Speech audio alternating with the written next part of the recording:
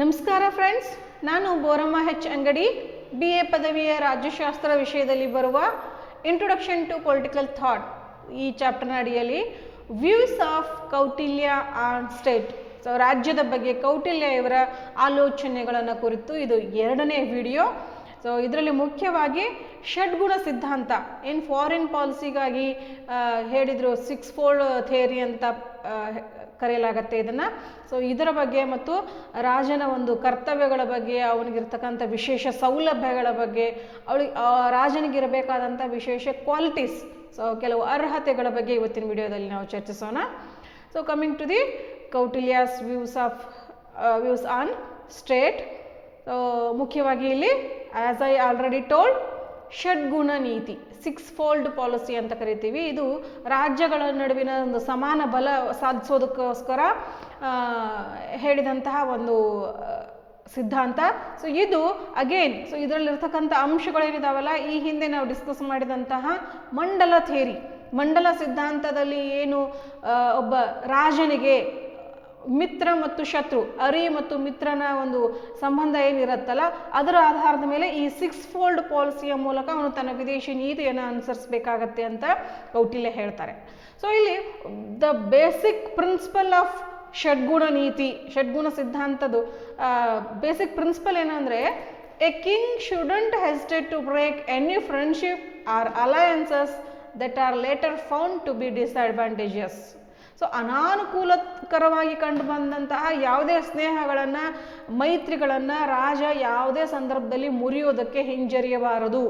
ಯಾಕೆಂದರೆ ಅಲ್ಲಿ ಸ್ನೇಹ ಮತ್ತು ಮೈತ್ರಿ ಅನ್ನೋದು ಮುಖ್ಯ ಅಲ್ಲ, ತನ್ನ ಲಾಭ ಏನು ಅನ್ನೋದು ಮುಖ್ಯ. ಸೊ ತನಗೆ ಲಾಭದಾಯಕ ಆಗಿರಲಿಲ್ವಾ, ತನಗೆ ಅನುಕೂಲಕರವಾಗಿರಲಿಲ್ವಾ, ಯಾವಾಗ ಅದು ತನಗೆ ಏನು ಡಿಸ್ಅಡ್ವಾಂಟೇಜಸ್ ಆಗಿ ಅನಾನುಕೂಲಕರವಾಗಿ ಕಂಡು ಬರುತ್ತೋ ತಕ್ಷಣವೇ ಆ ಮೈತ್ರಿಯನ್ನು ಮುರಿದು ಬಿಡಬೇಕು. ಅದು ತನ್ನ ಹಿತಾಸಕ್ತಿ ಮಾತ್ರ ಮುಖ್ಯ ವಿದೇಶಿ ಸಂಬಂಧದಲ್ಲಿ ಅಂತ ಹೇಳಿ ಕೌಟಿಲ್ಯ ಹೇಳ್ತಾರೆ. ಸೊ ಇದಕ್ಕೆ ಷಡ್ಗುಣ ನೀತಿ ಅಂತ ಕರೆಯುವುದಕ್ಕೆ ಮುಖ್ಯವಾಗಿ ಇದರ ಹೆಸರೇ ಸೂಚಿಸುವ ಹಾಗೆ, ಇದು ಮುಖ್ಯವಾಗಿ ರಾಜ್ಯಕ್ಕೆ ಅಥವಾ ರಾಜನಿಗೆ 6 ಒಂದು ನಿಯಮಗಳನ್ನು ಹೇಳ್ಕೊಡುತ್ತೆ. ಬೇರೆ ರಾಷ್ಟ್ರಗಳ ಜೊತೆಗೆ ಸಂದರ್ಭಕ್ಕೆ ಅನುಗುಣವಾಗಿ ಬೇರೆ ರಾಜರ ಜೊತೆಗೆ ಅಥವಾ ಬೇರೆ ರಾಜ್ಯದ ಜೊತೆಗೆ ಯಾವ ರೀತಿಯಾದ ವಿದೇಶಿ ಸಂಬಂಧವನ್ನು ಅನುಸರಿಸಬೇಕು ಅನ್ನೋದಕ್ಕೆ 6 ನಿಯಮಗಳನ್ನು ಈ ಷಡ್ಗುಣ ನೀತಿ ಅಡಿಯಲ್ಲಿ ಹೇಳ್ಕೊಡ್ಲಾಗತ್ತೆ. ಓಕೆ, ಸೊ ಮೊದಲನೇದು ಸಂಧಿ. ಸೊ ಕನ್ನಡದಲ್ಲೂ ಕೂಡ ಇದನ್ನು ಸಂಧಿ ಅಂತ ಬರಿಬೇಕು. ಅದಕ್ಕೆ ನಾನು ಈ ಪದಗಳನ್ನು ಕನ್ನಡಕ್ಕೆ ಟ್ರಾನ್ಸ್ಲೇಷನ್ ಮಾಡಿಲ್ಲ ಫ್ರೆಂಡ್ಸ್. ಸಂಧಿ ಅಂದರೆ ಕನ್ನಡದಲ್ಲಿ ಕೂಡ ಸಂಧಿ, ವಿಗ್ರಹ, ಸೊ ಈ ರೀತಿ ಕನ್ನಡದಲ್ಲೂ ಕೂಡ ಅವುಗಳನ್ನು ಬರಿಬೇಕು. ಸೊ ಮೊದಲನೇದು ಕನ್ನಡ ಪದಗಳೇ, ಅವುಗಳನ್ನು ನಾವು ಇಲ್ಲಿ ಇಂಗ್ಲೀಷ್ನಲ್ಲಿ ಬರ್ಕೊಂಡಿದ್ದೀವಿ ಅಷ್ಟೇ. ಸೊ ಕನ್ನಡೀಕರಣದಲ್ಲಿ ಬರ್ಕೊಳ್ಬೇಕು. ಸಂಧಿ, ಸೊ ಇಟ್ ಮೀನ್ಸ್ ಟ್ರೀಟಿ, ಒಪ್ಪಂದ ಅಂತ ಕರಿತೇವೆ. ಸೊ ಇದನ್ನು ಯಾವಾಗ ಮಾಡ್ಕೊಳ್ಬೇಕಾಗತ್ತೆ ರಾಜ ಅಂದರೆ, if the enemy is strong, go for the ಸಂಧಿ, go for a treaty. So ಯಾವಾಗ ಶತ್ರು ನಮಗಿಂತನೂ ಅಂತ ಕಂಡು ಬರ್ತಾನೋ ತಕ್ಷಣವೇ ಏನು ಮಾಡಬೇಕು, ಸಂಧಿಗೆ ಹೋಗಿಬಿಡಬೇಕು, ಒಪ್ಪಂದವನ್ನು ಮಾಡ್ಕೊಳ್ಬೇಕು ಅಂತ. ಸೊ ಪಾಕಿಸ್ತಾನ್ ಭಾರತದ ಜೊತೆಗೆ ಇಷ್ಟು ದಿನ ಯುದ್ಧಗಳನ್ನು ಮಾಡಿದ್ರು ಕೂಡ ಅದು ಕೊನೆಗೆ ಯಾವಾಗ ಒಪ್ಪಂದಕ್ಕೆ ತಯಾರಿ ಆಗತ್ತಂದರೆ, ಸೊ ಭಾರತದ ಪ್ರಾಬಲ್ಯ ಅಲ್ಲಿ ಹೆಚ್ಚು ಆಗಿದ್ದರಿಂದ ಅದು ಟ್ರೀಟಿಗೆ, ಯುದ್ಧವನ್ನು ಶುರು ಮಾಡುತ್ತೆ, ಅಷ್ಟೇ ಬೇಗ ಒಪ್ಪಂದಕ್ಕೂ ಕೂಡ ಅಲ್ಲಿ ತಯಾರಾಗತ್ತೆ. ಯಾಕೆ ಅಂದರೆ ಇದೇ ನಿಯಮದ ಅಡಿಯಲ್ಲಿ. ಓಕೆ, ದೆನ್ ವಿಗ್ರಹ, ಬ್ರೇಕ್ ಸಂಧಿ when you become strong. So ನೋಡಿ, ಸೊ ಯಾವಾಗ ರಾಜ್ಯ ಬಲಶಾಲಿ ಆಗ್ತಾನೋ ಅವಾಗ ಸಂಧಿಯನ್ನು ಮುರಿಬೇಕು. ಸೊ ಸಂಧಿ ಅನ್ನೋದು it is not fix, it is not permanent, ಅದು ಶಾಶ್ವತ ಅಲ್ಲ. ಸೊ ನಮ್ಮ ಬಲವನ್ನು ಹೆಚ್ಚಿಸ್ಕೊಳ್ಳೋವರೆಗೂ ಮಾತ್ರ ಆ ಒಪ್ಪಂದವನ್ನು ಮಾಡ್ಕೊಂಡಿರಬೇಕು. ಸೊ ನಮ್ಮ ಬಲ ವೈರಿ ಬಲಕ್ಕಿಂತ ಯಾವಾಗ ಜಾಸ್ತಿ ಅನ್ಸುತ್ತೋ ಅವಾಗ automatically we have to break that treaty and go for the war ಅಥವಾ ಎನಿ ಸ್ಟೆಪ್.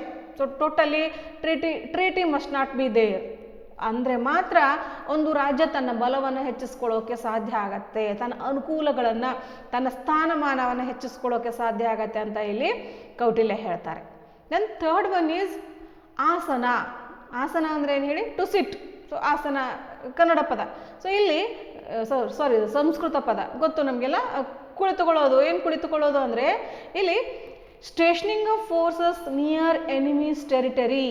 ಸೊ ಶತ್ರು ಪ್ರದೇಶಗಳ ಬಳಿ ನಮ್ಮ ಪಡೆಗಳನ್ನು ನಿಲ್ಲಿಸೋದು. ಯಾಕೆ, ಏನು ಉದ್ದೇಶ ಇದ್ರದ್ದು? ಸೊ ಇದರ ಮುಖ್ಯ ಉದ್ದೇಶ ಏನು ಹೇಳಿ, ಸೊ ಯಾವಾಗಲೂ ಕೌಟಿಲ್ಯ ಯುದ್ಧಕ್ಕಿಂತ ಶಾಂತಿಗೆ ಹೆಚ್ಚು ಮಹತ್ವವನ್ನು ಕೊಡ್ತಾರೆ. ಸೊ ಯುದ್ಧವನ್ನು ಆದಷ್ಟು ಅವಾಯ್ಡ್ ಮಾಡಬೇಕು. ಸೊ ಯುದ್ಧ ಇಲ್ಲದೇನೆ ತನ್ನ ಶಕ್ತಿಯನ್ನು ಹೆಚ್ಚಿಸ್ಕೊಳ್ಳೋಕೆ ಪ್ರತಿಯೊಬ್ಬ ರಾಜ ಪ್ರಯತ್ನ ಮಾಡಬೇಕು. ಶಕ್ತಿಯನ್ನು ಹೆಚ್ಚಿಸ್ಕೊಳ್ಬೇಕು ಅಂತ ಹೇಳ್ತಾರೆ, ಬಟ್ ಆದಷ್ಟು ಯುದ್ಧವನ್ನು ಅವಾಯ್ಡ್ ಮಾಡಬೇಕು ಅಂತ. ಸೊ ಇಲ್ಲಿ ಹೇಗೆ ಅಂದರೆ, ಸೊ ಯುದ್ಧವನ್ನು ಮಾಡೋದಲ್ಲ, ತನ್ನ ಪ್ರಾಬಲ್ಯ ಹೆಚ್ಚಿದೆ ಅಂದ ತಕ್ಷಣ ವೈರಿಯ ಮೇಲೆ ಹೋಗಿ ಯುದ್ಧವನ್ನು ಮಾಡೋದಲ್ಲ. ಅದೇ ಟೈಮಿಗೆ ಸೊ ಯುದ್ಧ ಮಾಡೋದಿಲ್ಲ ಅಂದರೆ ಅಂತ ಹೇಳಿ ಸುಮ್ಮನೆ ಕೂತ್ಕೊಳ್ಳೋದಿಲ್ಲ. ತನ್ನ ಶತ್ರು ಏನು ಪ್ರದೇಶ ಇದೆಯಲ್ಲ ಅಲ್ಲಿ ತನ್ನ ಏನು ಮಿಲಿಟರಿ ಪಡೆಗಳನ್ನು ಹೋಗಿ ನಿಲ್ಲಿಸಬೇಕು. ಆ ಮಿಲಿಟರಿ ಪಡೆಗಳ ಪ್ರದರ್ಶನವನ್ನು ಮಾಡಬೇಕು. ಯಾಕೆ? ಉದ್ದೇಶ ಏನು ಹೇಳಿ? ಸೊ ಉದ್ದೇಶ ಇಷ್ಟೇ, ಶತ್ರು ತಾನಾಗಿಯೇ ಇಲ್ಲಿ ನಮ್ಮ ಮೇಲೆ ಬಂದು ದಾಳಿ ಮಾಡಬಾರ್ದು. ದಾಳಿ ಮಾಡಬಾರ್ದು ಅಂದರೆ ಸೊ ಅವನು ನಮ್ಮ ಒಂದು ಮಿಲಿಟರಿ ಪಡೆಗಳನ್ನು ನೋಡಿ ಹೆದರಬೇಕು. ಸೊ ಶತ್ರುವಿನ ನಾವು ಶತ್ರುವಿನ ಮೇಲೆ ದಾಳಿ ಮಾಡೋ ಹಾಗಿಲ್ಲ, ಶತ್ರು ಕೂಡ ನಮ್ಮ ಮೇಲೆ ದಾಳಿ ಮಾಡದೇ ಇರೋ ತರಹ ಅವನ್ನ ಹೆದರ್ಸೋದು. ಸೊ ಆ ಹೆದರಿಕೆಯ ತಂತ್ರವಾಗಿ ಈ ಆಸನವನ್ನು ಬಳಸೋದು. ಸೊ ಅವನ ಪ್ರದೇಶಗಳ ಹತ್ರ ಒಂದು ಮಿಲಿಟರಿ ನಿಲ್ಲಿಸ್ಬಿಡೋದು. ಸೊ ಆವಾಗ ಅವನು ಸಹಜವಾಗಿ ನಮ್ಮ ಜೊತೆಗೆ ತಟಸ್ಥವನ್ನು ಆದರೂ ಒಪ್ಕೊಳ್ಬೇಕು, ಇಲ್ಲ ಟ್ರೀಟಿಗಾದರೂ ಬರಬೇಕು. ಸೊ ಆ ರೀತಿ ಇಲ್ಲಿ ಪಡೆಗಳನ್ನು ನಿಲ್ಲಿಸೋದು ಕೂಡ ಒಂದು ಟೆಕ್ನಿಕ್ ಅಂತ ಹೇಳ್ತಾರೆ. ದೆನ್ ಯಾನ ಮೂಮೆಂಟ್. ಸೊ ಇಲ್ಲೇನೋ military exercise near enemy's territory. So ಇನ್ನೂ ಶತ್ರು ಪ್ರಬಲವಾಗಿದ್ದ ಅಂದಾಗ ಅಲ್ಲಿ ಅಂದರೆ ಕೆಲವೊಂದು ಶಾಶ್ವತ ಶತ್ರುಗಳಿರ್ತವೆ. ನಾವು ಮಂಡಲ ಥಿಯರಿಯಲ್ಲಿ ನೋಡಿದ್ವಿ, ಅವರು ಶಾಶ್ವತವಾದಂಥ ಶತ್ರುಗಳಿರ್ತಾರೆ. ಸೊ ಅಂಥ ಶತ್ರುಗಳು ಟರ್ನ್ ಆಗೋದಿಲ್ಲ, ಅಂದರೆ ಅವರು ಮಿತ್ರರಾಗಿ ಪರಿಣಮಿಸುವುದೇ ಇಲ್ಲ. ಸೊ ಹೀಗಾಗಿ ಅವರ ವಿರುದ್ಧ ಯಾವಾಗಲೂ ಕೂಡ ನಾವು ನಮ್ಮ ಅಲರ್ಟ್ನೆಸ್ಸನ್ನು, ಸೊ ನಾವು ಪ್ರಬಲವಾಗಿದ್ದೀವಿ ಅಂತ ತೋರಿಸ್ಕೊಳ್ತಿರ್ಬೇಕೇ ಆಗತ್ತೆ. ಶಾಂತಿ ಇದ್ದರೂ ಕೂಡ ಸೊ ನಮ್ಮ ಪ್ರಾಬಲ್ಯವನ್ನು ಎತ್ತಿ ಎತ್ತಿ ಎತ್ತಿ ತೋರಿಸ್ಕೊಳ್ಳೋದು. ಇಲ್ಲದೆ ಹೋದರೆ, ನಾವು ಸುಮ್ಮನೆ ಮೌನಿಗಳಾಗಿ ಕೂತ್ಕೊಂಡ್ರೆ ಯಾವ ಟೈಮ್ನಲ್ಲಾದರೂ ನಮ್ಮನ್ನು ಬಲಹೀನರು ಅಂತಹ ಪರಿಗಣಿಸಿ ವೈರಿಯಾದವನು ನಮ್ಮ ಮೇಲೆ ಯಾವ ಸಂದರ್ಭದಲ್ಲಾದರೂ ದಾಳಿ ಮಾಡ್ತಕ್ಕಂಥ ಸಂದರ್ಭ ಇರುತ್ತೆ. ಸೊ ಹೀಗಾಗಿ we have to exercise, we have to show up our strength. So ನಮ್ಮ ಒಂದು ಮಿಲಿಟರಿ ಶಕ್ತಿಯನ್ನು, ಸೊ ಮಿಲಿಟರಿ ಪ್ರದರ್ಶನ ನೋಡಿ, ಭಾರತ ಪ್ರತಿ ವರ್ಷ ಮಿಲಿಟರಿ ಪ್ರದರ್ಶನವನ್ನು ನಡೆಸುತ್ತೆ. ಬಹಳಷ್ಟು ರಾಷ್ಟ್ರಗಳು ಮಿಲಿಟರಿ ಪ್ರದರ್ಶನವನ್ನು ಮಾಡ್ತವೆ. ಸೊ ಒಂದು ಶಕ್ತಿಶಾಲಿ ರಾಷ್ಟ್ರಗಳೆಲ್ಲ. ಸೊ ಉದ್ದೇಶ ಏನು ಹೇಳಿ? ವೈರಿಗಳಿಗೆ ತೋರಿಸಿಕೊಡೋ ಉದ್ದೇಶ, ನೋಡಿ ನಮ್ಮ ತಂಟೆಗೆ ಬರಬೇಡಿ ನೀವು ಅಂತ ಹೇಳಿ. ಸೊ ಆ ಉದ್ದೇಶ ಯಾನ ಅಥವಾ ಮೂಮೆಂಟ್ದು. ದೆನ್ ಸಂಶ್ರಯ ಅಂತ ಕರೀತಾರೆ. ಸೊ ಏನಂದರೆ ಇಲ್ಲಿ ಸಮಾನ ಉದ್ದೇಶಗಳನ್ನು, ಅಂದರೆ ಒಂದೇ ರೀತಿಯ ಉದ್ದೇಶಗಳನ್ನು ಹೊಂದಿರೋರ ಜೊತೆಗೆ ಕೈ ಜೋಡಿಸೋದು. ಸೊ ಉದಾಹರಣೆಗೆ ಭಾರತ ಮತ್ತು ರಷ್ಯಾದ ಸಂಬಂಧ ತುಂಬ ಚೆನ್ನಾಗಿದೆ. ಸೊ ಉದ್ದೇಶ ಒಂದೇ ರೀತಿ ಇರೋದ್ರಿಂದ ಸೊ ಆ ಸಂಬಂಧ ಚೆನ್ನಾಗಿರುತ್ತೆ. ಆ ರಾಷ್ಟ್ರಗಳ ನಡುವಿನ ಸಂಬಂಧ ಆಟೋಮೆಟಿಕಲಿ ಸಂಶ್ರಯ ಒಂದು ಸಾಧನದ ಮೂಲಕ, ಟೆಕ್ನಿಕ್ ಮೂಲಕ ಮುಂದುವರಿಯುತ್ತೆ. ದೆನ್ ದ್ವೈದೀಭವ ಅಂದರೆ ಡ್ಯುಯಲ್ ಪಾಲಿಸಿ ಅಂದಂಗೆ. ಸೊ ಯಾವಾಗಲೂ ಎಲ್ಲರ ಜೊತೆಗೆ ಒಂದೇ ಪಾಲಿಸಿ ಹೊಂದಿರಬಾರ್ದು, ಎಲ್ಲರ ದ್ವೇಷವನ್ನು ಒಟ್ಟಿಗೆ ಕಟ್ಕೊಳ್ಬಾರ್ದು. ರಾಜನಾದವನು ಒಬ್ಬ ರಾಜನ ಜೊತೆಗೆ ದ್ವೇಷ ಇದ್ದರೆ ಇನ್ನೊಬ್ಬ ರಾಜನ ಜೊತೆಗೆ ಸ್ನೇಹವನ್ನು ಹೊಂದಿರಬೇಕು. ಒಟ್ಟಿಗೆ ಒಟ್ಟು ಎಲ್ಲರ ವೈರತ್ವವನ್ನು ಕಟ್ಟಿಕೊಂಡ್ರೆ ಎಲ್ಲರನ್ನು ಎದುರಿಸೋದು ಕಷ್ಟ ಆಗುತ್ತೆ. ಸೊ ಎಲ್ಲರೂ ನಮ್ಮ ವೈರಿಗಳು ಅಂದಾಗ ಆಟೋಮೆಟಿಕಲಿ ಆ ಒಂದು ಪಡೆ, ನಮ್ಮ ವೈರಿ ಪಡೆ ಒಪ್ಪಂದವನ್ನು ಮಾಡ್ಕೊಳ್ತಕ್ಕಂಥ ಅವಕಾಶ ಇರುತ್ತೆ. ಅವರೆಲ್ಲ ಸೇರಿ ಒಟ್ಟಾಗಿ ನಮ್ಮ ಮೇಲೆ ದಾಳಿಯನ್ನು ಮಾಡಿದರೆ ಖಂಡಿತ ರಾಜ್ಯ ಉಳಿಯೋದಿಲ್ಲ. ಸೊ ಹೀಗಾಗಿ ಯಾವಾಗಲೂ ಒಬ್ಬರ ಜೊತೆಗೆ ದ್ವೇಷ ಇದ್ದರೆ ಇನ್ನೊಬ್ಬರ ಜೊತೆಗೆ ಸ್ನೇಹವನ್ನು ಸಂಪಾದಿಸಬೇಕು. ಅಲ್ಲಿ ನಮ್ಮ ಪವರ್ನ ಬ್ಯಾಲೆನ್ಸ್ ಮಾಡ್ಕೊಳ್ಳೋಕ್ಕೆ ಸಾಧ್ಯ ಆಗತ್ತೆ. ಸೊ ವೈರಿಯನ್ನು ಹೆದರಿಸೋದಕ್ಕೋಸ್ಕರ ಸ್ನೇಹಿತನ ಬೆಂಬಲವನ್ನು ಎತ್ತಿ ತೋರಿಸ್ಬೇಕಾಗತ್ತೆ. ಓಕೆ, ಸೊ ರಾಜನಾದವನು ಈ ಡ್ಯುಯಲ್ ಪಾಲಿಸಿಯನ್ನು ಅನುಸರಿಸಬೇಕು ಅಂತ ಹೇಳ್ತಾರೆ. ದೆನ್ ಸೊ ಈ 6 ಫೋಲ್ಡ್ ಪಾಲಿಸಿಯನ್ನು ಇಂಪ್ಲಿಮೆಂಟ್ ಮಾಡುವಾಗ ಮುಖ್ಯವಾಗಿ the king to resort to 5 tactics ಅಂತ ಕರೀತಾರೆ. ಸೊ ಇಲ್ಲಿ 5 ಥರನಾದ ಟ್ಯಾಕ್ಟಿಕ್ಗಳನ್ನು ಫಾಲೋ ಮಾಡಬೇಕು. ಸೊ ಏನು ತಂತ್ರಗಳು ಅಂತೇನು ಕರಿತೀವಿ, ಯಾವ್ಯಾವು? ಒಂದು ಕನ್ಸಿಲಿಯೇಷನ್, ಸೊ ರಾಜಿ. ಸೊ ಯಾರ ಜೊತೆಗೆ ಸೊ ನಮ್ಮ ವೈರಿಗಳು ಯಾವಾಗ ಪ್ರಬಲರಾಗಿರ್ತಾರೋ ನಮ್ಗಿಂತ ಅವ್ರ ಜೊತೆಗೆ ಒಪ್ಪಂದ ಮಾಡ್ಕೊಂಡ್ಬಿಡೋದು, ಮುಗೀತು. ಸಂಬಂಧ ಏನು ಗೊಂದಲ ಇಲ್ಲ, ಗಡಿಬಿಡಿ ಇಲ್ಲ, ಯುದ್ಧನೂ ಇಲ್ಲ, ರಾಜಿ ಮಾಡ್ಕೊಂಡು ಬಿಡೋದು. ಇನ್ನು ಕೆಲವು ರಾಜ್ಯಗಳ ಜೊತೆಗೆ ಹೇಗಿರಬೇಕು ಅಂದರೆ ನಮಗಿಂತ ಪ್ರಬಲ ಸ್ಥಾನದಲ್ಲಿ ಇರ್ತಾರೆ. ಸೊ ಅಂತಹ ರಾಜ್ಯಗಳಿಗೆ ಆಗಾಗ ಉಡುಗೊರೆ ಮತ್ತು ಲಂಚವನ್ನು ನೀಡೋದ್ರ ಮೂಲಕ, ಉಡುಗೊರೆಗೆ ಅವರು ತಗ್ಗಿದ್ರೆ ಸರಿ, ಇಲ್ಲ ಅಂದರೆ ಲಂಚ ರೂಪದಲ್ಲಿ ದೊಡ್ಡ ದೊಡ್ಡ ಗಿಫ್ಟ್ಗಳನ್ನು ನೀಡಿ ಏನು ಮಾಡಬೇಕು, ಅವರ ಜೊತೆಗೆ ಸಂಬಂಧ ಚೆನ್ನಾಗಿರೋ ತರಹ ನೋಡ್ಕೊಳ್ಬೇಕು. ಅವರ ಒಂದು ದೃಷ್ಟಿ, ಕೆಟ್ಟ ದೃಷ್ಟಿ ನಮ್ಮ ಮೇಲೆ ಅಂದರೆ ಅವರ ಒಂದು ಆಕ್ರಮಣ ನಮ್ಮ ರಾಜ್ಯದ ಮೇಲೆ ನಡೆಯದೇ ಇರೋ ಥರ ನೋಡ್ಕೊಳ್ಬೇಕು ಅಂದರೆ ಅವ್ರ ಜೊತೆಗೆ ಆದಷ್ಟು ಉತ್ತಮವಾದಂಥ ಸಂಬಂಧವನ್ನು ಇಟ್ಕೊಳ್ಬೇಕು. ಸೊ ಅವರ ಜೊತೆಗೆ ನಮ್ಮ ಸಂಬಂಧ ಉತ್ತಮವಾಗಿದೆ ಅಂತ ನೆನಪಿಸೋದಕ್ಕೆ ಪರಸ್ಪರ ಆಗಾಗ ಉಡುಗೊರೆಗಳನ್ನು ಅವ್ರಿಗೆ ಕೊಡ್ತಾ ಇರಬೇಕು, ಲಂಚ ರೂಪದಲ್ಲಿ ಏನಾದರೂ ಕೊಡುಗೆಗಳನ್ನು ಅವರಿಗೆ ಕೊಡ್ತಾ ಇರಬೇಕು. ಸೊ ಪ್ರಾಚೀನ ಕಾಲದಲ್ಲಿ ಬಹಳ ಇವೆಲ್ಲ ರಾಜತಂತ್ರಗಳು. ಸೊ ಯಾವಾಗಲೂ ಕೂಡ ರಾಜನಾದವನು ನೆರೆಹೊರೆ ರಾಷ್ಟ್ರಗಳ ಜೊತೆಗೆ ಅವುಗಳ ಶಕ್ತಿ ಸಾಮರ್ಥ್ಯಕ್ಕನುಸಾರವಾಗಿ ಒಂದೊಂದು ತರನಾದಂಥ ಟ್ಯಾಕ್ಟಿಕ್ಗಳನ್ನು ಫಾಲೋ ಮಾಡಲೇಬೇಕಾಗ್ತಿತ್ತು. ಯಾಕೆಂದರೆ ಅವಾಗ ಬಹಳಷ್ಟು ಇನ್ಸೆಕ್ಯೂರಿಟಿ ಇತ್ತು. ಪ್ರತಿಯೊಂದು ರಾಜ್ಯಗಳು ಕೂಡ ಸೊ ಕೌಟಿಲ್ಯ ಹೇಳಿದ ಹಾಗೆ ಆಕ್ರಮಣಕ್ಕೆ ಹಾತೊರಿತಾ ಇದ್ವು. ಪ್ರತಿಯೊಂದು ರಾಜ್ಯನೂ ಕೂಡ ತನ್ನ ರಾಜ್ಯದ ವಿಸ್ತರಣೆಗೆ ಹಾತೊರಿತಾ ಇದ್ವು. ಬಟ್ ಇವತ್ತು ನಾವು ವಿ ಆರ್ ಲಕ್ಕಿ ದಟ್, ಯಾಕಂದರೆ ನಾವು ಆಧುನಿಕ ಕಾಲದಲ್ಲಿ ಆದಷ್ಟು ಆಂತರಿಕ ಮತ್ತು ಬಾಹ್ಯವಾಗಿ ಏನು ಪರಮಾಧಿಕಾರ ಸ್ಥಾಪನೆ ಅಂತ ತಂದಿದ್ದೀವಿ, ಅಂತಾರಾಷ್ಟ್ರೀಯ ಸರ್ಕಾರ, ಜಾಗತಿಕ ಸರ್ಕಾರ ಸ್ಥಾಪನೆ ಮಾಡಿ ಆದಷ್ಟು ಇನ್ನೊಂದು ರಾಷ್ಟ್ರದ ಆಂತರಿಕ ವಿಷಯದಲ್ಲಿ ಕೈ ಹಾಕದೇ ಇರೋ ತರಹ ಏನು ಜಾಗತಿಕ ನಿಯಮಗಳು ಇವತ್ತಿದ್ದಾವೆ. ವಿಶ್ವಸಂಸ್ಥೆ ಅನ್ನುವ ಒಂದು ವಿಶ್ವ ಸರ್ಕಾರ ಇದೆ. ಅದರ ಅಡಿಯಲ್ಲಿ ಮೊದಲಿನಗಿಂತ ಏನು ರಾಜಪ್ರಭುತ್ವ ಇತ್ತು ಅವಾಗಿನಗಿಂತ ಸ್ವಲ್ಪ ನೆಮ್ಮದಿಯಾಗಿ ಈಗಿನ ಆಧುನಿಕ ರಾಜ್ಯಗಳು, ದೇಶಗಳು ತಮ್ಮ ಆಡಳಿತವನ್ನು ನಡೆಸ್ಕೊಂಡು ಹೋಗ್ತಾ ಇದ್ದಾವೆ. ಆದರೂ ಸಹ ನೋಡಿ ಎಷ್ಟೋ ಕಡೆಗೆ ಸೊ ಈಗ ಭಾರತ ಪಾಕಿಸ್ತಾನ ಸಂಬಂಧ ಆಗಿರ್ಬೋದು, ಭಾರತ ಚೀನಾ ಸಂಬಂಧ ಆಗಿರ್ಬೋದು, ಈಗಲೂ ಕೂಡ ಭಾರತ ಈ ತರಹದ ಸಮಸ್ಯೆಗಳನ್ನ ಎದುರಿಸ್ತಾ ಇದೆ. ಸೊ ಇಂಥ ಸಂದರ್ಭದಲ್ಲಿ ಸೊ ಇಲ್ಲಿ ಭಾರತ ಅಲರ್ಟ್ ಆಗಿರಬೇಕು ಅಂದರೆ ಕೌಟಿಲ್ಯನ ಕೆಲವು ವಿದೇಶಿ ಸಂಬಂಧದ ನೀತಿಗಳನ್ನು ಅನುಸರಿಸಬೇಕಾಗತ್ತೆ. ಓಕೆ, ಸೊ ಇದು ನೆಕ್ಸ್ಟ್ ಡಿಸೆನ್ಷನ್ ಅಂತ ಕರಿತೀವಿ, ಭಿನ್ನಾಭಿಪ್ರಾಯ. ಅಂದರೆ ಸೊ ಎಲ್ಲ ರಾಜ್ಯಗಳ ಜೊತೆಗೆ ಕೇವಲ ರಾಜಿ ಮಾಡ್ಕೊಳ್ಳೋದಲ್ಲ, ಕೆಲವು ರಾಜ್ಯಗಳ ಜೊತೆಗೆ ಭಿನ್ನಾಭಿಪ್ರಾಯ ಹೊಂದಿರಬೇಕು. ಸೊ ಎಲ್ಲರೂ ಹೇಳಿದ್ದನ್ನು ಒಪ್ಕೊಳ್ಳೋದು ಅಂತಲ್ಲ, ನಮ್ಮತನ ಅನ್ನೋದನ್ನು ತೋರಿಸೋದ್ರ ಮೂಲ ಕೆಲವು ರಾಜ್ಯಗಳ ಜೊತೆಗೆ ಭಿನ್ನಾಭಿಪ್ರಾಯವನ್ನು ಹೊಂದಬೇಕು, ತೊಂದರೆ ಇಲ್ಲ. ಅಂದರೆ ಕೆಲವು ಭಿನ್ನಾಭಿಪ್ರಾಯವನ್ನು ಹೊಂದೋದು ಅಂದರೆ ಏನು ಹೇಳಿ, ನೀನು ಹೇಳಿದ್ದನ್ನೆಲ್ಲ ನಾನು ಒಪ್ಕೊಳ್ಳೋದಿಲ್ಲ, I have my own opinion. So ನನ್ನ ಒಪಿನಿಯನ್ ನಿನ್ಗೆ ಇಷ್ಟ ಆಗಲಿಲ್ಲ ಅಂದರೆ ತೊಂದರೆ ಇಲ್ಲ, ಬಿಟ್ಬಿಡು. ಅಂದರೆ ಅದು ಒಂಥರ ವೈರತ್ವವನ್ನು ಕಟ್ಟಿಕೊಳ್ಳೋದು, ತೊಂದರೆ ಇಲ್ಲ, ವೈರತ್ವವನ್ನು ಕಟ್ಟಿಕೊಳ್ಳೋಕ್ಕೂ ಕೂಡ ರೆಡಿಯಾಗಿರಬೇಕು ರಾಜನಾದವನು. ಸೊ ವೈರಿಗಳಿದ್ದರೆ ಮಾತ್ರ ರಾಜ್ಯ ವಿಸ್ತರಣೆ ಸಾಧ್ಯ. ಕೆಲವು ರಾಜ್ಯಗಳನ್ನು ವೈರಿಗಳನ್ನಾಗಿ ಮೇಂಟೈನ್ ಮಾಡಬೇಕು. ಸೊ ಭಿನ್ನಾಭಿಪ್ರಾಯವನ್ನು ಹೊಂದಿರಬೇಕು ಅಂತ ಕೌಟಿಲ್ಯ ಹೇಳ್ತಾರೆ. ದೆನ್ ಡಿಸಿಟ್ ಆ್ಯಂಡ್ ಪ್ರಿಟೆನ್ಸ್ ಅಂತ ಕರೀತಾರೆ, ಅಂದರೆ ವಂಚನೆ. ಸೊ ಯಾವಾಗಲೂ ರಾಜನಾದವನು ವಂಚನೆಯ ಮಾರ್ಗದ ಮೂಲಕನಾದರೂ ಕೂಡ ವೈರಿಯ ಶಕ್ತಿಯನ್ನು ಕಡಿಮೆ ಮಾಡೋದಕ್ಕೆ ಪ್ರಯತ್ನ ಮಾಡಬೇಕು ಅಂತ ಹೇಳ್ತಾರೆ. ವಂಚನೆ, ಮೋಸನೇ, ಸೀದಾ ಮೋಸ ಮಾರ್ಗಗಳ ಮೂಲಕನಾದರೂ ಪರವಾಗಿಲ್ಲ, ತನ್ನ ರಾಜ್ಯದ ಶಕ್ತಿಯನ್ನು ಹೆಚ್ಚಿಸ್ಕೊಳ್ಳೋದಕ್ಕೋಸ್ಕರ ಅವನು ವೈರಿಯ ಒಂದು ಪ್ರಾಬಲ್ಯವನ್ನು ಕಡಿಮೆ ಮಾಡೋದಕ್ಕೆ ಈ ಮಾರ್ಗಗಳನ್ನು ಬಳಸಿಕೊಳ್ಳಬಹುದು ಅಂತ ಸ್ವತಃ ಕೌಟಿಲ್ಯ ಹೇಳ್ತಾರೆ. ದೆನ್ ಪ್ರಿಟೆನ್ಸ್, ನಟನೆ ಅಥವಾ ನೆಪ ಅಂತ ಕರಿತೀವಿ. ನೆಪ ಅಂದರೆ ಗೊತ್ತೂ ಇಲ್ಲ. ಸೊ ಏನೋ ಒಂದು ನೆಪ ಹೇಳಿ ತಪ್ಪಿಸ್ಕೊಳ್ತಿರ್ತೇವೆ. ನೆಪ ಅನ್ನೋದೇನು ಹೇಳ್ರಿ, ಸುಳ್ಳು. ಯಾಕೆ ಕಾಲೇಜಿಗೆ ಬಂದಿಲ್ಲ, ಯಾಕೆ ನಿಮ್ಮ ಫ್ರೆಂಡ್ ಜೊತೆಗೆ ಹೋಗಲಿಲ್ಲ ಅಂದರೆ ಸುಮ್ಮನೆ ನನಗೆ ಹೊಟ್ಟೆ ನೋವು, ಅದೇ ಫಾಲ್ಸ್ ಸ್ಟೇಟ್ಮೆಂಟ್ ಅಂತ ಕರಿತೀವಿ, ಸುಳ್ಳು, ನೆಪ ಹೇಳೋದು ಅಂತ ಕರಿತೀವಲ್ಲ. ಹಾಗೆ ಇಲ್ಲಿ ನೆಪಗಳನ್ನು ಹೇಳಿ, ಸುಳ್ಳುಗಳನ್ನು ಹೇಳಿ ಅಥವಾ ನಟನೆಯ ಮೂಲಕ ತನ್ನಲ್ಲಿರ್ತಕ್ಕಂಥ ಶಕ್ತಿಗಿಂತನೂ, ವಾಸ್ತವವಾಗಿರ್ತಕ್ಕಂಥ ಶಕ್ತಿಗಿಂತನೂ ನನ್ನ ಶಕ್ತಿ ಇನ್ನೂ ಹೆಚ್ಚಾಗಿದೆ, ಸೊ ಇರೋ ವಾಸ್ತವ ಮಿಲಿಟ್ರಿ ಪವರ್ಗಿಂತನೂ ನನ್ನ ಏನು ಮಿಲಿಟ್ರಿ ಪವರ್ ಇನ್ನೂ ಹೆಚ್ಚಾಗಿದೆ ಅಂತ ತೋರಿಸ್ಕೊಳ್ಳೋದು, ನಟನೆ ಮಾಡೋದು.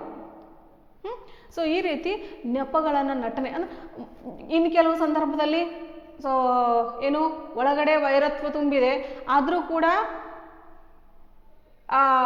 ಸ್ನೇಹಿತನ ಥರ ನಟನೆ ಮಾಡೋದು. ಯಾಕೆ? ಸೊ ನಮ್ಮ ಪ್ರಾಬಲ್ಯ ಇನ್ನೂ ಹೆಚ್ಚಾಗಿಲ್ಲ, ಪ್ರಾಬಲ್ಯವನ್ನು ವೈರಿಗಿಂತ ನಮ್ಮ ಪ್ರಾಬಲ್ಯವನ್ನು ಹೆಚ್ಚಿಗೆ ಮಾಡ್ಕೊಳ್ಳೋ ತನಕ ಸ್ನೇಹಿತನ ತರಹ ನಟನೆ ಮಾಡೋದು.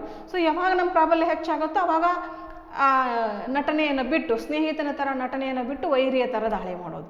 ಸೊ ಈ ತರಹದ ವಂಚನಾ ಮಾರ್ಗಗಳನ್ನು ಕೂಡ ಕೌಟಿಲ್ಯ ಹೇಳ್ಕೊಡ್ತಾರೆ. Then open attack or war, so ಮುಕ್ತ ದಾಳಿ, ಇದಂತೂ ಓಪನ್ ಟ್ಯಾಕ್ಟಿಕ್ ಅಂತ ಕರಿತೇವೆ. ಸೊ ಮುಕ್ತ ದಾಳಿಯನ್ನು ಅಥವಾ ಯುದ್ಧವನ್ನು ಮಾಡೋದ್ರ ಮೂಲಕ ಇನ್ನೊಂದು ಇದು ಯಾವಾಗ ಆಗತ್ತೆ ಅಂದರೆ, ಸೊ ಯಾವಾಗ ಓಪನ್ ಆಗಿ ಅರಿವಾಗುತ್ತೋ ನನಕ್ಕಿಂತ ಏನು ಈಗ ನಾನು ದಾಳಿ ಮಾಡೋದಕ್ಕೆ ಹೊರಟಿದ್ದೀನಲ್ಲ, ಸೊ ಆ ರಾಜ್ಯ ದುರ್ಬಲವಾಗಿದೆ ಅಂದಾಗ ರಾಜ ದಾಳಿಯನ್ನು ಮಾಡೋದಕ್ಕೆ, ಅಂತಹ ರಾಜ್ಯದ ಮೇಲೆ ದಾಳಿಯನ್ನು ಮಾಡೋದಕ್ಕೆ ಹಿಂಜರಿಯೋದಿಲ್ಲ. ಸೊ ಆಗ ಯುದ್ಧವನ್ನು ಮಾಡಿ ತನ್ನ ಸಾಮ್ರಾಜ್ಯವನ್ನು ವಿಸ್ತರಿಸುವ ಕೆಲಸವನ್ನು ಇಲ್ಲಿ ಮಾಡ್ತಾನೆ. ದೆನ್ ಇಲ್ಲಿ 4 ಉಪಯಾಸಗಳು ಅಂತ ಹೇಳ್ತಾರೆ ಕೌಟಿಲ್ಯ. ಸೊ ಈ 4 ಮಾರ್ಗಗಳನ್ನು ಅನುಸರಿಸಬೇಕು ರಾಜನಾದವನು ಅಂತ ಹೇಳಿ ಸಲಹೆ ನೀಡ್ತಾರೆ. ಏನು ಅಂದರೆ ಸಾಮ, ಪೀಸ್ ಅಂತ ಕರಿತೀವಿ. ಅಂದರೆ that is entry into treaty, ಒಪ್ಪಂದವನ್ನು ಮಾಡಿಕೊಂಡು ಕೆಲವು ರಾಜ್ಯಗಳ ಜೊತೆಗೆ ಶಾಂತಿಯನ್ನು ಸ್ಥಾಪಿಸಿರಬೇಕು. ಇನ್ನು ಕೆಲವು ರಾಜ್ಯಗಳ ಜೊತೆಗೆ ದಾನ ಅಂತ ಕೂಡ ಕರೀತಾರೆ. ಅಂದರೆ ಆರ್ಥಿಕ ಆಮಿಷಗಳನ್ನು ತೋರಿಸುವುದರ ಮೂಲಕ ಉತ್ತಮ ಆರ್ಥಿಕ ನೀತಿ, ಅಂದರೆ ಏನು ಹೇಳ್ರಿ, ಎಕನಾಮಿಕ್ ಇಂಟರ್ಡಿಪೆಂಡೆನ್ಸಿ ಅಂತ ಕರಿತೀವಿ. ಆರ್ಥಿಕವಾಗಿ ನಮ್ಮ ಮೇಲೆ ಅವರು ಅವಲಂಬನೆ ಆಗಿರೋ ರೀತಿ ಆರ್ಥಿಕ ನೀತಿಗಳನ್ನು ಅಲ್ಲಿ ಬಳಸಿ ಆ ರಾಜ್ಯಗಳ ಜೊತೆಗೆ ಉತ್ತಮವಾದಂಥ ಸಂಬಂಧವನ್ನು, ಅನಿವಾರ್ಯವಾದಂಥ ಸಂಬಂಧವನ್ನು ಏರ್ಪಡಿಸಿಕೊಳ್ಳೋದು. ಇನ್ನು ದಂಡ, ಕೆಲವು ರಾಜ್ಯಗಳು ನಮ್ಮ ಜೊತೆಗೆ ಉತ್ತಮ ಸಂಬಂಧವನ್ನು ಹೊಂದೋದಕ್ಕೆ ತಯಾರಿಲ್ಲ ಅಂದಾಗ ಸೊ ಫೋರ್ಸಸ್ನ ಯೂಸ್ ಮಾಡಿ, ಪಡೆಗಳನ್ನು ಬಳಸಿ ಅಲ್ಲಿ ಆ ರಾಷ್ಟ್ರಗಳನ್ನು ಹತ್ತಿಕ್ಕಿ ಸೊ ನಮ್ಮ ಜೊತೆಗೆ ಉತ್ತಮ ಸಂಬಂಧವನ್ನು ಹಮ್ಮಿಕೊಳ್ಳೋ ಥರ ಮಾಡೋ. ಉದಾಹರಣೆಗೆ ಏನು, ಅಮೇರಿಕಾ ಅಫ್ಘಾನಿಸ್ತಾನ್ ಮೇಲೆ, ಈ ಇರಾಕ್ ಮೇಲೆ ತನ್ನ ಪಡೆಗಳನ್ನು ಬಳಸಿ ಫೋರ್ಸ್ಫುಲ್ ಆಗಿ ಅಲ್ಲಿ ಆ ರಾಷ್ಟ್ರಗಳನ್ನು ಯಾವ ರೀತಿ ತನ್ನ ಅಡಿಯಲ್ಲಿ ನಿಯಂತ್ರಣದಲ್ಲಿ ಇಟ್ಕೊಳ್ತೋ ಸೊ ಆ ರೀತಿ ದಂಡ ಮಾರ್ಗವನ್ನು ಕೂಡ ಬಳಸಬೇಕು ರಾಜನಾದವನು ಅಂತ ಹೇಳಿ. ಇನ್ನೊಂದು ಭೇದ, ಕ್ರಿಯೇಟಿಂಗ್ ಸಪ್ರೇಟಿಸ್ಟ್ ಟೆಂಡೆನ್ಸೀಸ್ ಅಂತ. ಸೊ ಇಲ್ಲಿ ಏನು ತನ್ನ ವೈರಿ ರಾಷ್ಟ್ರಗಳಿರ್ತಾವೋ ಆ ವೈರಿ ರಾಷ್ಟ್ರಗಳಲ್ಲಿ ಸಪ್ರೇಟಿಸ್ಟ್ ಟೆಂಡೆನ್ಸಿಗಳನ್ನು ಕ್ರಿಯೇಟ್ ಮಾಡೋದರ ಮೂಲಕ ವೈರಿ ರಾಷ್ಟ್ರದ ಒಂದು ಆಂತರಿಕ ರಕ್ಷಣೆಯ ಒಂದು ಕ್ವಾಲಿಟಿನ ಕಡಿಮೆ ಮಾಡೋದು, ಭದ್ರತೆಯ ಮಟ್ಟವನ್ನು ಕಡಿಮೆ ಮಾಡೋದು. ಸೊ ಯಾವಾಗಲೂ ಪಾಕಿಸ್ತಾನ ಭಾರತದಲ್ಲಿ ಈ ಪ್ರತ್ಯೇಕತಾವಾದಿ ಪ್ರವೃತ್ತಿಯನ್ನು ಸೃಷ್ಟಿ ಮಾಡಿ ಭಾರತದಲ್ಲಿನೇ ಆಂತರಿಕವಾಗಿಯೇ ಗೊಂದಲಗಳು, ಗಲಭೆಗಳು, ಗದ್ದಲಗಳು ಎದ್ದೇಳೋ ಥರ ಮಾಡುತ್ತೆ. ಸೊ ಅದು ಜಮ್ಮು ಮತ್ತು ಕಾಶ್ಮೀರ್ ಇದು ಆಗಿರ್ಬೋದು, ಗಲಭೆ ಆಗಿರ್ಬೋದು, ಜಮ್ಮು ಕಾಶ್ಮೀರ ಸಮಸ್ಯೆ ಅದು ಯಾವಾಗಲೂ ಜೀವಂತವಾಗಿರುತ್ತೆ. ಹಾಗೆ ಹಿಂದೂ ಮುಸ್ಲಿಂ ಪ್ರವೃತ್ತಿ ಆಗಿರ್ಬೋದು. ಸೊ ಆ ಥರ ಯಾವುದೇ ಒಂದು ಇದನ್ನು ಬಳಸಿಕೊಂಡು ಪ್ರತ್ಯೇಕತಾವಾದಿ ಪ್ರವೃತ್ತಿಯನ್ನು ಸೃಷ್ಟಿಸುವುದರ ಮೂಲಕ ಸೊ ಅಲ್ಲಿ ಪ್ರಾಚೀನ ಕಾಲದಲ್ಲಿ ರಾಜರ ವಿರುದ್ಧ ರಾಜನ ಮಂತ್ರಿನೇ ತಿರುಗಿ ಬೀಳೋ ಹಾಗೆ ಮಾಡ್ತಿದ್ರು, ಅಥವಾ ರಾಜನ ಯಾವುದೇ ಸಂಬಂಧಿ, ರಾಜನ ಸ್ವತಃ ಮಗನೇ ರಾಜನ ವಿರುದ್ಧ ತಿರುಗಿ ಬೀಳೋ ತರಹ ಮಾಡೋದು. ಸೊ ಈ ರೀತಿ ರಾಜನ ಒಳಗಡೆನೇ ಏನು ಯಾವುದೇ ಒಂದು ಪ್ರತ್ಯೇಕತಾವಾದಿ ಶಕ್ತಿಯನ್ನು ಹುಟ್ಟಿ ರಾಜನನ್ನು ದುರ್ಬಲ ಮಾಡೋದು. ಸೊ ಈ ರೀತಿ ಭೇದ ಟ್ಯಾಕ್ಟಿಕ್ ಮೂಲಕ ಕೂಡ ವೈರಿಯನ್ನು ಹತ್ತಿಕ್ಕಬೇಕು ಅಂತ ಹೇಳಿ ಕೌಟಿಲ್ಯ ಹೇಳ್ತಾರೆ. So then what are the qualities of the king? So ಇಷ್ಟೆಲ್ಲ ನೀತಿಗಳನ್ನು ಅನುಸರಿಸಬೇಕಾದಂಥ ರಾಜನಿಗೆ ಯಾವ ಅರ್ಹತೆಗಳು ಇರಬೇಕು? ಸೊ ಇದು ಬಹಳ ಪ್ರಮುಖವಾದದ್ದು. ರಾಜ ಆದವನು ಇಷ್ಟೆಲ್ಲ ಅರ್ಹತೆಗಳನ್ನು ಹೊಂದಿದಾಗ ಮಾತ್ರ ಇವೆಲ್ಲ ಏನು ನೀತಿಗಳಿದಾವಲ್ಲ ಈ ನೀತಿಗಳ ಒಳಾರ್ಥಗಳನ್ನು, ತಂತ್ರಗಳನ್ನು ತಿಳ್ಕೊಂಡು ಸಂದರ್ಭಕ್ಕನುಸಾರವಾಗಿ ಇಂಪ್ಲಿಮೆಂಟ್ ಮಾಡುವ ಡಿಸಿಷನ್ ತಗೊಳ್ತಕ್ಕಂಥ ಕೆಪಾಸಿಟಿ ಅವನಿಗಿರುತ್ತೆ. ಹೀಗಾಗಿ ಏನು ದ ಪೊಸಿಷನ್ ಆಫ್ ಕಿಂಗ್, ರಾಜನ ಒಂದು ಸ್ಥಾನ ಬಹಳಷ್ಟು ಪ್ರಮುಖವಾಗಿರುತ್ತೆ.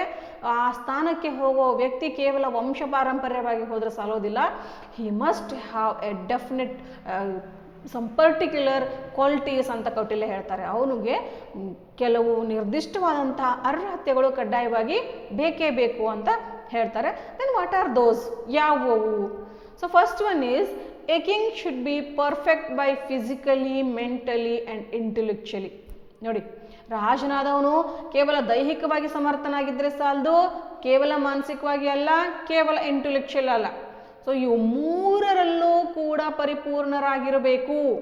ಸೊ ಇವು ಯಾವುದರ ಒಂದು ಇದು ಕೊರತೆ ಇದ್ದರೂ ಕೂಡ ಅವನು ಅಪರಿಪೂರ್ಣ.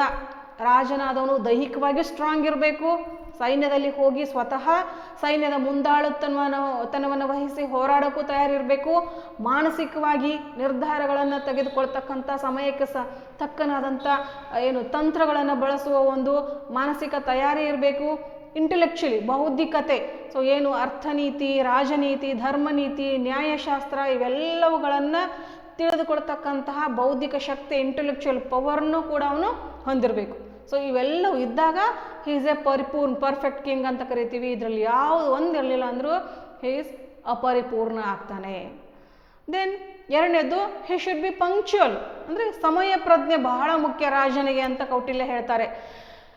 ರಾಜ ನಾನು, ನನ್ನನ್ನು ಕೇಳೋರು ಯಾರಿದ್ದಾರೆ? ಖಂಡಿತ ಯಾರೂ ಕೇಳೋದಿಲ್ಲ. ಹಾಗಂತ ರಾಜನಾದವನು ಕೇವಲ ವಿಲಾಸಿ ಜೀವನವನ್ನು ಅನುಭವಿಸೋದು ಅಥವಾ ಸಮಯ ಪ್ರಜ್ಞೆ ಇಲ್ಲದೆ ತನಗೆ ಹೇಗೆ ಇಷ್ಟನೋ ಹಾಗೆ ನಡ್ಕೊಳ್ಳೋದು ಮಾಡಿದರೆ ಖಂಡಿತ ಆ ರಾಜ್ಯ ದುರ್ಬಲವಾಗತ್ತೆ. ಸೊ ರಾಜನಾದವನು ಯಾವಾಗಲೂ ಕೂಡ, ಸೊ ಇಲ್ಲಿ ಕೌಟಿಲ್ಯ ಒಂದು ಕಡೆಗೆ ಏನು ಮಾಡ್ತಾರೆ ಹೇಳಿ, ರಾಜನ ಕರ್ತವ್ಯಗಳು, ಡ್ಯೂಟೀಸ್ ಆಫ್ ಕಿಂಗ್ ಅಂತ ಹೇಳಿ ಒಂದು ಟೈಮ್ ಟೇಬಲ್ನ ಹೇಳ್ತಾರೆ. ಸೊ ರಾಜನ day duties and night duties ಅಂತ, ಹಗಲಿನ ಸಮಯದಲ್ಲಿ ರಾಜನ ಕರ್ತವ್ಯಗಳನ್ನು 8 ಭಾಗಗಳನ್ನಾಗಿ ವಿಂಗಡಿಸ್ತಾರೆ. ಹಗಲಿನ 12 ಗಂಟೆ, ರಾತ್ರಿ 12 ಗಂಟೆಯನ್ನು 8 ಭಾಗ. So day duties 8 parts, night duties 8 parts ಅಂತ ಹೇಳಿ 8 ಭಾಗಗಳನ್ನು ಮಾಡಿ ಕಡ್ಡಾಯವಾಗಿ ಆಯಾ ಭಾಗಗಳನ್ನು ಪ್ರತಿದಿನ ರಾಜನಾದವನು ನಿರ್ವಹಿಸಬೇಕು. ಪ್ರತಿಯೊಂದು ವಿಷಯಕ್ಕೂ ಕೂಡ ಪ್ರಾಮುಖ್ಯತೆಯನ್ನು ಕೊಡಬೇಕು ಪ್ರತಿದಿನವೂ ಕೂಡ. ಸೊ ಯುದ್ಧ ಬಂದಾಗ ಮಾತ್ರ ಕತ್ತಿ ಮಸೆಯೋದಲ್ಲ, ಶಾಂತಿ ಸಮಯದಲ್ಲೂ ಕೂಡ ನನ್ನ ಜಾಗರೂಕನಾಗಿ, ಸೊ ಯಾವ ರೀತಿಯ ದಿನನಿತ್ಯದ ಆಡಳಿತ ಬಗ್ಗೆ ಆಗಿರ್ಬೋದು, ನ್ಯಾಯ ಆಡಳಿತದ ಆಗಿರ್ಬೋದು, ಜುಡಿಷಿಯಲ್ ಅಡ್ಮಿನಿಸ್ಟ್ರೇಷನ್ ಆಗಿರ್ಬೋದು, ಆರ್ಥಿಕ ನೀತಿ ಆಗಿರ್ಬೋದು, ಅಥವಾ ವೈರಿಯ ಜೊತೆಗಿನ ಸಂಬಂಧ, ಅಥವಾ ಅವನ ಒಂದು ದಾಳಿಯ ಒಂದು ಮುನ್ಸೂಚನೆ. ಸೊ ಈ ರೀತಿ ಬಹಳಷ್ಟು, ರಾಜ್ಯ ಅಂದ ತಕ್ಷಣ ಸಾಕಷ್ಟು ಜವಾಬ್ದಾರಿಗಳಿರ್ತವೆ. ಅವೆಲ್ಲ ಜವಾಬ್ದಾರಿಗಳನ್ನು ನಿಭಾಯಿಸೋದಕ್ಕೆ ತನ್ನ ಸಂಪೂರ್ಣ ಸಮಯವನ್ನು ಕಳೀಬೇಕು. He must be very punctual ಅಂತ ಹೇಳ್ತಾರೆ. Then he should have the control on his own senses. So ಇಂದ್ರಿಯ ನಿಗ್ರಹ ಅಂತ ಕರಿತೀವಿ. ಸ್ವಂತ ಇಂದ್ರಿಯಗಳನ್ನು ನಿಯಂತ್ರಿಸಬೇಕು. ರಾಜ ಅಂದ ತಕ್ಷಣ ಅವನಿಗೆ ಸಾಕಷ್ಟು ಪವರ್ ಇರುತ್ತೆ, ಅವನು ಯಾರೂ ಕೇಳೋರು ಇರೋದಿಲ್ಲ ಅಂತ ಹೇಳಿ ಕೇವಲ ಐಷಾರಾಮ ಜೀವನ ಮಾಡೋದು, ಸರಾಯಿ, ಹೆಣ್ಣು, ಸೊ ಈ ತರಹದ ಮತ್ತು ಪದಾರ್ಥಗಳ ಜೊತೆಗೆ ಸಮಯವನ್ನು ಕಳೆಯೋದು ಮಾಡಲಾರ್ದೆ ಅವನು ಇಂದ್ರಿಯ ನಿಗ್ರಹವನ್ನು ಹೊಂದಿರಬೇಕು. ಯಾಕಂದರೆ ಅವನ ಕ್ಯಾರೆಕ್ಟರ್ ಇದೆಯಲ್ಲ, ಸೊ ಅದು ಇತರರಿಗೆ ಮಾದರಿಯಾಗಿರುತ್ತೆ. ಸೊ ರಾಜನನ್ನು ಗೌರವಿಸಬೇಕು ಅಂದರೆ ಅವನು ಇಂದ್ರಿಯ ನಿಗ್ರಹವನ್ನು ಹೊಂದಿರಬೇಕು. ಪ್ರಜೆಗಳಾದವರಿಗೆ, ಇಡೀ ರಾಜ್ಯದ ಪ್ರಜೆಗಳಿಗೆ ರಾಜನಾದವನು ಮಾದರಿಯಾಗಿರ್ತಾನೆ. ಸೊ ಹೀಗಾಗಿ ಅವನು ತನ್ನ ಕ್ಯಾರೆಕ್ಟರ್ಗಳನ್ನ ಚಿತ್ರಿಸ್ಕೊಳ್ಬೇಕು ಉತ್ತಮವಾಗಿ ಪ್ರಜೆಗಳ ಹತ್ರ. ಅಂದರೆ he must have the control on his senses. So ಇಂದ್ರಿಯ ನಿಗ್ರಹವನ್ನು ಹೊಂದಿರಬೇಕು. Then he should complete the objectives of religion. So ಧರ್ಮದ ಉದ್ದೇಶಗಳನ್ನು ಸಂಪೂರ್ಣಗೊಳಿಸಬೇಕು. ಧರ್ಮ ಅಂದ ತಕ್ಷಣ ಅದು ಕೆಲಸಕ್ಕೆ ಬಾರದ ವಸ್ತು ಅಂತ ಹೇಳಿ ನಿರ್ಲಕ್ಷಿಸೋದಲ್ಲ. ಸೊ ಧಾರ್ಮಿಕ ವಿಷಯಗಳಿಗೂ ಕೂಡ ಪ್ರಾಮುಖ್ಯತೆಯನ್ನು ಕೊಟ್ಟು, ಸೊ ಯಾಕಂದರೆ ಅದು ಎಮೋಷ್ನಲ್ ಆಗಿ, ಭಾವನಾತ್ಮಕವಾಗಿ ಒಂದು ಪ್ರಜೆಗಳ ಜೊತೆಗೆ ಸಂಬಂಧವನ್ನು ಹೊಂದೋದಕ್ಕೆ ಸಹಾಯ ಮಾಡುತ್ತೆ. ಜೊತೆಗೆ ಪಾಸಿಟಿವ್ ಎನರ್ಜಿಯನ್ನು ಹುಟ್ಟಿ ಹಾಕತ್ತೆ. ಧಾರ್ಮಿಕ ವಿಧಿವಿಧಾನಗಳು ಮನಸ್ಸಿಗೆ ಶಾಂತಿ ಮತ್ತು ಪಾಸಿಟಿವ್ ಎನರ್ಜಿಯನ್ನು ಉಂಟು ಮಾಡುತ್ತೆ. ಹೀಗಾಗಿ ಧಾರ್ಮಿಕ ಉದ್ದೇಶಗಳಿಗೆ ಅವನು ತನ್ನ ಪ್ರಾಮುಖ್ಯತೆಯನ್ನು ಕೊಡಬೇಕು, ಸಮಯವನ್ನು ಕೂಡ ಕೊಡಬೇಕು. Then what are the privileges of the king. So ರಾಜನಿಗಿರ್ತಕ್ಕಂಥ ವಿಶೇಷ ಸೌಲಭ್ಯಗಳು ಏನು ಹಾಗಾದರೆ ಅಂದರೆ, ಸೊ ಯಾಕಂದರೆ ಇಷ್ಟೆಲ್ಲ ಕ್ವಾಲಿಟೀಸ್ ಕೂಡ ಹೌದು, ಅದೇ ಟೈಮಿಗೆ he has the special privileges. ಯಾಕಂದರೆ he is in the position of king. ರಾಜನ ಸ್ಥಾನದಲ್ಲಿರ್ತಕ್ಕಂಥ ವ್ಯಕ್ತಿಯವನು, ಅವನಿಗೆ ತನ್ನದೇ ಆದಂಥ ಸೌಲಭ್ಯಗಳು ಇದ್ದಾವೆ ಅಂತ ವಿಶೇಷ ಸೌಲಭ್ಯಗಳನ್ನು ಸಹ ಕೌಟಿಲ್ಯ ಕೊಟ್ಟಿದ್ದಾರೆ. ಸೊ ಏನೇನು ಅಂದರೆ ಹಿ ಈಸ್ ದ ಸುಪ್ರೀಂ ಪವರ್, ಸರ್ವೋಚ್ಚ ಶಕ್ತಿ ಅವನು. ಸೊ ರಾಜ್ಯದ ಅತ್ಯುನ್ನತ ನಾಯಕ, ಇಡೀ ರಾಜ್ಯವೇ ಅವನ ಕೈಯಲ್ಲಿರುತ್ತೆ. Then no tax can be imposed on him. So ಅವನ ಮೇಲೆ ಯಾವುದೇ ತೆರಿಗೆಯನ್ನು ವಿಧಿಸಲಾಗುವುದಿಲ್ಲ. ಇಡೀ ರಾಜ್ಯದಲ್ಲಿ ಪ್ರತಿಯೊಬ್ಬ ಪ್ರಜೆಯ ಮೇಲೂ ಕೂಡ ವಿವಿಧ ತೆರನಾದಂಥ ತೆರಿಗೆಗಳಿರ್ತವೆ, ಬಟ್ ರಾಜನ ಮೇಲೆ ಯಾವುದೇ ತೆರಿಗೆಗಳು ಇರೋದಿಲ್ಲ. ಯಾಕಂದ್ರೆ he has the special power and special responsibility. So ಇಡೀ ರಾಜ್ಯವನ್ನೇ ನಡೆಸ್ಕೊಂಡು ಹೋಗ್ತಕ್ಕಂತಹ ವ್ಯಕ್ತಿ, ಹೀಗಾಗಿ ಅವನ ಮೇಲೆ ತೆರಿಗೆಯನ್ನು ವಿಧಿಸೋದಿಲ್ಲ. Then he is the owner of the non relating money ಅಂತ ಕರಿತೀವಿ. ಸೊ ಸಂಬಂಧ ಇಲ್ಲದೆ ಇರ್ತಕ್ಕಂಥ ಹಣ ಎಲ್ಲಾದರೂ ಸಿಕ್ಕರೆ, ನಿಧಿ ರೂಪದಲ್ಲಿ, ಯಾವುದೇ ರೂಪದಲ್ಲಿ, ಯಾರಿಗೂ ಸಂಬಂಧ ಇಲ್ಲದೆ ಇರುವ ಹಣ ಸಿಕ್ಕಾಗ automatically that money goes to the king. Then he is the owner of hidden money ಅಂತ ಕರಿತೀವಿ. ಗುಪ್ತ ಹಣ ಅಂತ ಏನು ಕರಿತೀವಿ, ಈಗಿಂದ ಬ್ಲಾಕ್ ಮನಿ ಅಂತ ಏನು ಕರಿತೀವಿ, ಬ್ಲ್ಯಾಕ್ ಮನಿ ಅಂತ ಏನು ಕರಿತೀವಿ. ಸೊ ಆ ಬ್ಲ್ಯಾಕ್ ಮನಿ ತರಹ ಆವಾಗಲೂ ಕೂಡ ಅಲ್ಲಲ್ಲಿ ಗುಪ್ತ ಹಣ ಅಂತ ಏನಿರ್ತಿತ್ತು, ಅನಧಿಕೃತವಾಗಿ ಗಳಿಸಿದಂಥ ಹಣ ಇರ್ಬೋದು. ಸೊ ವೈರಿಗೆ ಸೇರಿದಂಥ ಹಣ ಸಿಕ್ಕಾಗ, ಸೊ ಅದೇನು ಗುಪ್ತ ಹಣ ಅಂತ ಇರ್ತಿಲ್ಲ, ಅದೆಲ್ಲವೂ ಕೂಡ ರಾಜನಿಗೆ ಹೋಗ್ತಾ ಇತ್ತು. Then he can't be called for witnesses in the court. So ಅವನನ್ನು ನ್ಯಾಯಾಲಯದಲ್ಲಿ ಸಾಕ್ಷಿಗಾಗಿ ಕರೆಯಲಾಗೋದಿಲ್ಲ. ಯಾಕಂದರೆ ಸೊ ಆಗ ವಿಶೇಷವಾಗಿ ರಾಜಪ್ರಭುತ್ವದ ಸಂದರ್ಭದಲ್ಲಿ ರಾಜನೇ ಅತ್ಯುನ್ನತ ನ್ಯಾಯಾಧೀಶನಾಗಿ ಕಾರ್ಯವನ್ನು ನಿರ್ವಹಿಸ್ತಾ ಇದ್ದ, ಅವನೇ ನ್ಯಾಯಾಧೀಶನ ಸ್ಥಾನದಲ್ಲಿ ನ್ಯಾಯದಾನವನ್ನು ನೀಡ್ತಾ ಇದ್ದ. ಸೊ ಹೀಗಾಗಿ ಅವನನ್ನು ಸಾಕ್ಷಿಯಾಗಿ ಖಂಡಿತ ಯಾರು ಕರೆಯೋದಕ್ಕೆ ಅವಕಾಶ ಇರಲಿಲ್ಲ. So these are the privileges of the king ಅಂತ ಕರಿತೇವೆ ನಾವು. ಸೊ ಈ ರೀತಿ ರಾಜ್ಯ ಮತ್ತು ರಾಜ್ಯವನ್ನು ನಡೆಸ್ಕೊಂಡು ಹೋಗ್ತಕ್ಕಂತಹ ರಾಜನ ಕ್ವಾಲಿಟೀಸ್ ಆಗಿರ್ಬೋದು, ಪ್ರಿವಿಲೇಜಸ್ ಆಗಿರ್ಬೋದು, ಡ್ಯೂಟೀಸ್ ಆಗಿರ್ಬೋದು, ಈ ಬಗ್ಗೆ ಸಾಕಷ್ಟು ವಿಷಯಗಳನ್ನು ನಾವು ಕೌಟಿಲ್ಯ ಇವತ್ತಿಗೂ ಕೂಡ ಪ್ರಸ್ತುತ ಅನಿಸುವ ರೀತಿ ನೋಡಿ. ಪ್ರಿವಿಲೇಜಸ್ ಆಗಿರ್ಬೋದು, ಇವತ್ತು ನಾವು ಆಧುನಿಕ ಏನು ಅಡ್ಮಿನಿಸ್ಟ್ರೇಷನಲ್ಲಿ ಅಳವಡಿಸ್ಕೊಂಡಿದ್ದೀವಿ, ರಾಷ್ಟ್ರಪತಿಗೆ, ರಾಜ್ಯಪಾಲರಿಗೆ ಕೆಲವು ವಿಶೇಷ ಸ್ಥಾನಮಾನಗಳನ್ನು ಸಂವಿಧಾನಿಕವಾಗಿ ಒದಗಿಸಿದ್ದೇವೆ. ಹಾಗೆ ಡ್ಯೂಟೀಸ್ ಆಫ್ ದ ಕಿಂಗ್ ಏನು ಹೇಳ್ತಾರೆ, ಸೊ ಆ ರೀತಿ ಡ್ಯೂಟೀಸ್ನ ನಮ್ಮ ಇವತ್ತಿನ ನಾಯಕರು ಪ್ರತಿಯೊಂದು ಕಾನ್ಸ್ಟಿಟ್ಯೂಯೆನ್ಸಿ MLA MP ಗಳು, ನಮ್ಮ ಮುಖ್ಯಮಂತ್ರಿ, ಪ್ರಧಾನಮಂತ್ರಿಗಳು ಈ ತರಹ ಮಾಡ್ಕೊಂಡು ಹೋದರೆ ಖಂಡಿತ ಪ್ರತಿಯೊಂದು ರಾಷ್ಟ್ರ ಕೂಡ ಬಲಿಷ್ಠ ರಾಷ್ಟ್ರವಾಗಿ, ಅಭಿವೃದ್ಧಿ ಹೊಂದಿದ ರಾಷ್ಟ್ರವಾಗಿ ಮುಂದುವರಿಯೋದ್ರಲ್ಲಿ ಎರಡು ಮಾತೇ ಇಲ್ಲ. ಸೊ ಪ್ರತಿಯೊಬ್ಬ ರಾಜಕೀಯ ನಾಯಕನಿಗೂ ಕೂಡ ಕೌಟಿಲ್ಯನ ವಿಚಾರಗಳು ಬಹಳಷ್ಟು ಮಾರ್ಗದರ್ಶಿ ಸೂತ್ರಗಳಾಗಿದ್ದಾವೆ.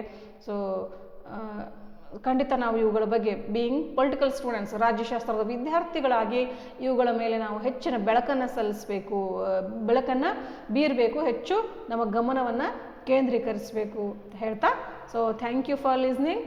ನಿಮಗೆ ಈ ವಿಷಯದ ಬಗ್ಗೆ ಹೆಚ್ಚಿನ ರೆಫರೆನ್ಸ್ಗಳಿಗಾಗಿ ಇಲ್ಲೆಲ್ಲ ರೆಫರೆನ್ಸ್ ಇದ್ದಾವೆ, ದಯವಿಟ್ಟು ನೋಡ್ಕೊಳ್ಳಿ, ಹೆಚ್ಚಿನ ಜ್ಞಾನವನ್ನು ಗಳಿಸಿ. So thank you so much for your patient listening.